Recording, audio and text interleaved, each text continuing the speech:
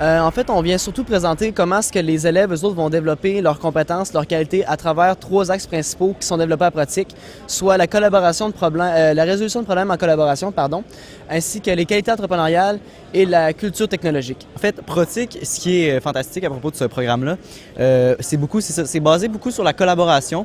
Donc, il y a beaucoup plus de travaux en équipe qu'individuellement. Donc, ça, d'abord, ça nous apprend à vraiment bien travailler avec nos pairs. Et ensuite, Protic est axé beaucoup sur les technologies. Donc, que ce soit notre outil de travail principal est l'ordinateur, mais pas seulement pour écrire des textes, vraiment tous les programmes. Donc, on va faire de la modélisation 3D, du montage vidéo. Donc, tous nos projets se font avec un outil technologique, comme par exemple un projet en histoire sur l'évolution économique du Québec. Notre professeur peut nous demander de faire une ligne du temps qui va l'expliquer, donc pour prouver qu'on a bien compris la matière, faire des projets comme ça. Grâce à ça, on a une certaine notoriété, les gens commencent à nous connaître, puis on va dans certains événements comme par exemple, moi et certains collègues ont été allés au Muséomix de Québec au mois de novembre. Dans le fond, on a fait une espèce de petite couverture médiatique à notre manière, le Muséomix Jeunesse, de l'événement. Donc, avec les connaissances technologiques qu'on avait, puis nos méthodes de travail qu'on avait acquises dans le programme, on a pu là, réaliser des vox pop, des petits reportages, prendre des photos, gérer un profil Facebook pour montrer tout ce qui se passait durant l'événement. On intègre vraiment les technologies et la coopération à travers chacune des matières, que ce soit anglais, mathématiques, histoire. En mathématiques, ça peut être avec un logiciel Excel. En français, ça peut être avec Word simplement ou un montage vidéo, tandis qu'en anglais, ça peut être avec Photoshop. Ça peut être, on varie vraiment chacun de nos outils à travers les mêmes projets. Et selon les statistiques, si on peut comparer dans le fond avec les statistiques qu'on rendues au cégep, en sciences humaines et en arts et lettres, souvent la moyenne des étudiants qui sortent de pratique vont avoir une moyenne d'environ 10% supérieure à la moyenne, tandis qu'en mathématiques, ça se ressemble à peu près à environ 2,2 et 1,4%. Mais sinon, je vous dirais que ça nous prépare surtout plus à la réalité, au monde réel, parce que rendu à un emploi, peu importe quel qu'il soit, vous allez avoir des coéquipiers, vous allez devoir travailler en équipe, et les technologies sont à la hausse partout. Donc, on va devoir s'adapter, on va devoir s'intégrer aux technologies qui vont être autour de nous, que ce soit juste à Revenu Québec avec tous les ordi, toute la programmation, ou que ce soit n'importe où dans une crème glacée avec la caissière, la machine à caisse, la caisse justement.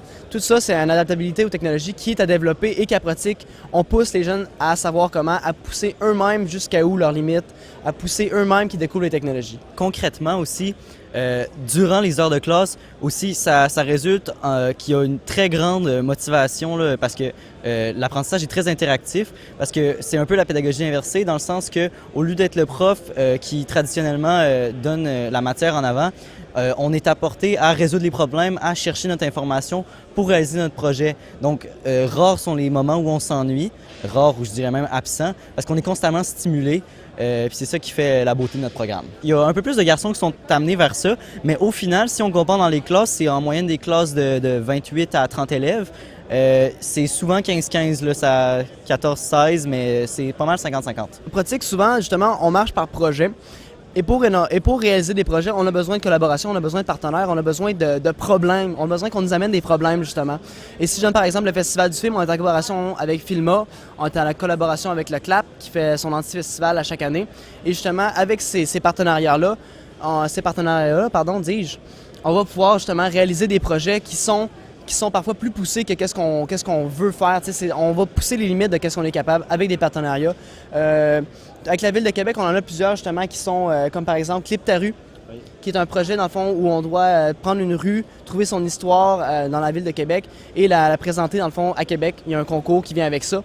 Et on intègre ça nous, dans l'histoire et dans le français parce qu'on doit écrire un texte, dans le fond réaliser un vidéoclip là-dessus et on se fait évaluer là-dessus en même temps. Donc, en étant ici, on est à la recherche de nouvelles occasions de mettre nos compétences à l'épreuve. Merci beaucoup, les gars. Ça me fait plaisir. Merci à vous. Bonne journée. Bonne journée.